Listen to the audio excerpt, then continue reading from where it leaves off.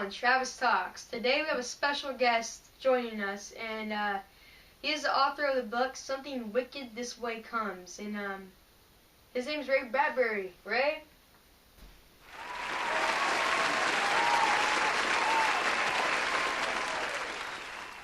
How are you doing today, Ray? Outstanding.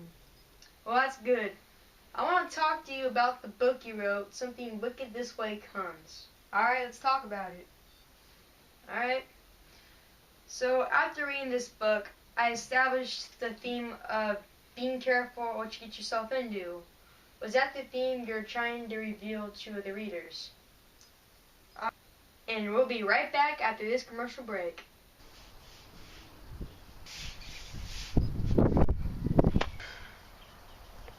Crap.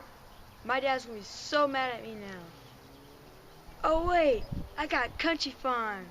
Like a good neighbor, Country Farm is there. Oh, thank God, you actually appeared. Well, yeah, you said the jingle, so I'm here now. What seems to be the problem? Truck's messed up. Did you fix it? Yeah, I can fix it, no problem. Sweet. We are farmers. Bum, ba, bum, bum, bum, bum. Welcome back to Travis Talks. I'm Travis Little. I'm here with Ray Bradbury, the author of the book Something Wicked This Way Comes. Now, Ray, before the commercial break, I asked you the question, is the theme of the book being careful of what you get yourself into? And, well, is it? I would say so. I agree with you on the theme being that you should be careful what you get yourself into. I can see where you'd say that, and I completely agree. So, through the book, I found 3 things I can relate to myself, which is called text to self. One of the things I can relate to, which is on the first paragraph of page 18, is when you explained how good of a friendship these 2 boys, Will and Jim, have. And I can connect to that because I also have that kind of friendship with one of my friends also. Well, that's good to hear. Another thing I can connect to is on page 41 when Jim's mom wants him to have kids and Jim says, I'm not going to have any. Which sounds exactly like what me and my mom would talk about and say all the time.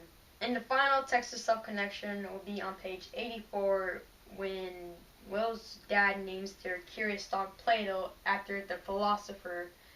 And I can connect to that because just recently in world studies I have learned about the philosopher Plato and how weird and interesting and curious he was. Ray, do you have any connections to society that you'd like to share with us? The connection to society that I could use in my book would probably be, I think, on page 135, is when the 2 boys, Will and Jim, they were framed for stealing their teacher's jewelry. And I think people in society today are being framed for things they haven't done, and it's putting them in bad places they don't want to be. And that's how I think the connection with society works with this book. Well, that's very interesting, right? I also have a text to society, which is on page 52, where one of the friends he's a lot richer than the other, and then the other friend's just trying to save up money to go do things with him. That can relate to society by, you have most rich people over here, they don't have to worry about budgeting issues, they don't have to worry about losing their house or anything like that. Then on the other hand, you have the poor people who are just trying to gather and scavenge money just so they can feed their families, keep them alive, and have something to keep them protected from the elements outside.